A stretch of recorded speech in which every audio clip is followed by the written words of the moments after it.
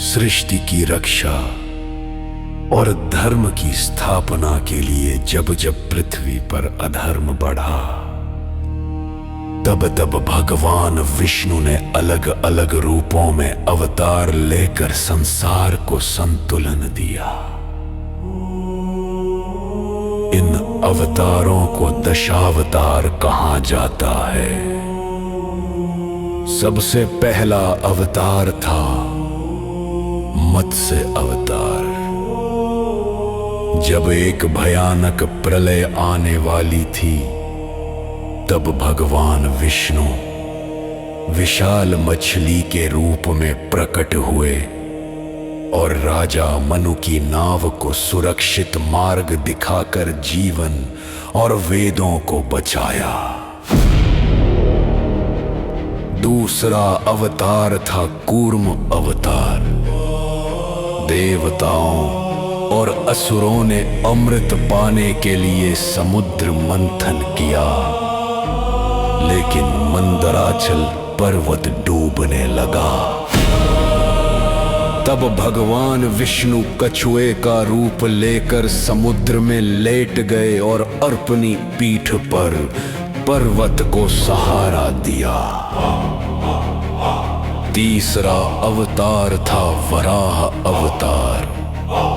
जब असुर हिरण्याक्ष ने पृथ्वी को समुद्र में छिपा दिया, तब भगवान विष्णु विशाल वराह के रूप में आए और समुद्र में जाकर पृथ्वी को अपने दांतों पर उठाकर सुरक्षित बाहर ले आए।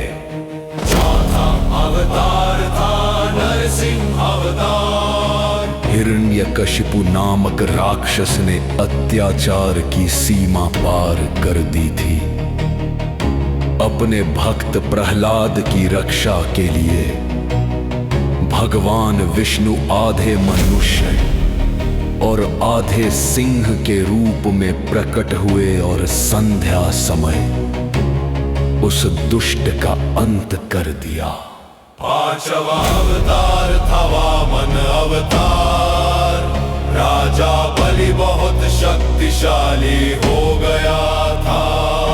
तब भगवान विष्णु एक छोटे ब्राह्मण बालक के रूप में आए और 3 पग भूमि मांगी। 2 कदम में ही उन्होंने धरती और आकाश नाप लिया और तीसरा कदम बलि के सिर रखकर उसका अहंकार समाप्त कर दिया। छठा अवतार था परशुराम। जब क्षत्रियों का अत्याचार बढ़ गया, तब भगवान विष्णु ने परशु धारण कर जन्म लिया और अधर्मी राजाओं का नाश कर धर्म की स्थापना की। 7वां अवतार था भगवान राम। मर्यादा पुरुषोत्तम राम ने रावण जैसे अत्याचारी का अंत किया और दुनिया को सत्य, धर्म और आदर्श जीवन का मार्ग दिखाया। 8वां अवतार था भगवान कृष्ण। कृष्ण ने कंस का वध किया। महाभारत में अर्जुन को भगवद गीता का ज्ञान दिया और संसार को कर्म और धर्म का सच्चा अर्थ समझाया। 9वां अवतार माना जाता है भगवान बुद्ध को। उन्होंने संसार को अहिंसा, करुणा और शांति का मार्ग दिखाया।